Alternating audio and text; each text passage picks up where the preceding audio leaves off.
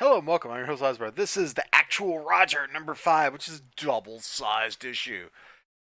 These alternate books seem to like doing these double-sized last issues for whatever reason. I don't know why.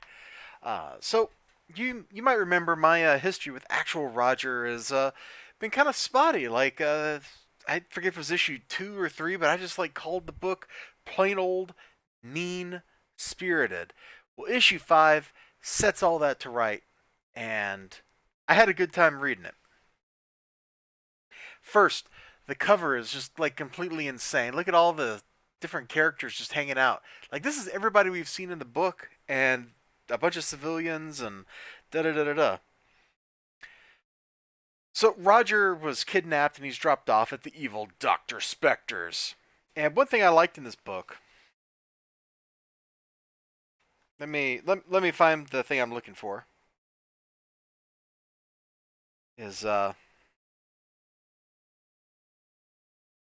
I can't find it now.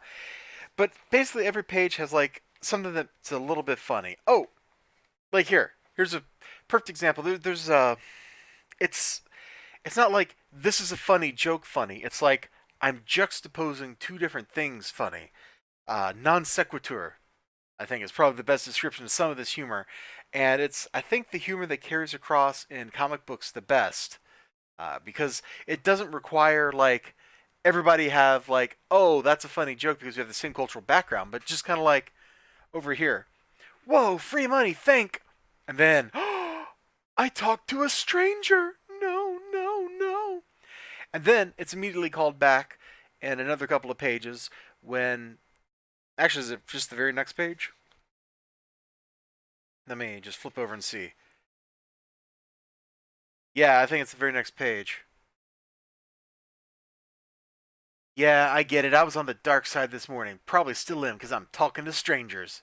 Clay, is that Clay? Clay, can you get Roger for a second? The parents spend this whole issue dangling from the Capitol Records or whatever tower this is as it's rotating because it's a giant sound gun. This book is just completely insane. It's gone, here are the rails. And this book has just went over here somewhere. You can't even see the book, where it's located. You just see the shadow of where it's located. It's a good time. The books, there's just lots of little silly things. The cops come in to arrest the evil doctor. He flips the recording light on the studio, and so then they don't bust in. You can see the fire department down here. It's like, what? What's going on? The villain's weapon is absolutely ludicrous. I'm gonna see if I can find. Yeah, look here. He's condensing clouds with sound, dropping them on people's heads. Magnanimo is still in this ridiculous situation where the only reason he's not flying into space is he's stuck inside of a rocket.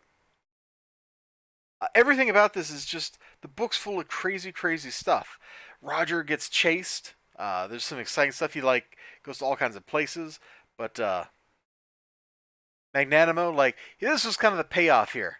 All right, this is the thing that made me go, yeah, we're no longer being mean to Roger for no reason. Here, Magnanimo, he's got the thing. He's looking down through a hole in the ship or whatever, and he sees him.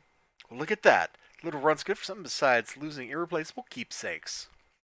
Yeah, that sounds mean. Yeah. But after that, he grabs Rogers you really are my sidekick. You really are worthwhile. You really are worth having. And along the way, every page just about, there's a little chuckle. At least in the first half of the book. Maybe when some of the action starts, that goes away. But for a lot of this book, it's a chuckle. Oh, here, this was something I kind of like. Rogers in his little ball form, right? You know?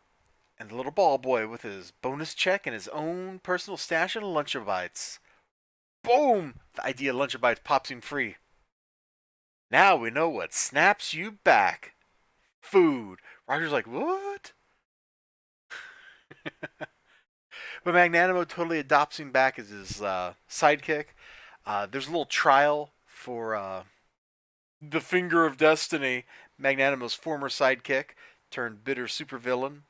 The very ending is very poetically like, oh yeah, I don't know how else you could have ended it, but this is a little bit of a groaner for Magnanimo's sake. Like it's all very appropriate, very fun.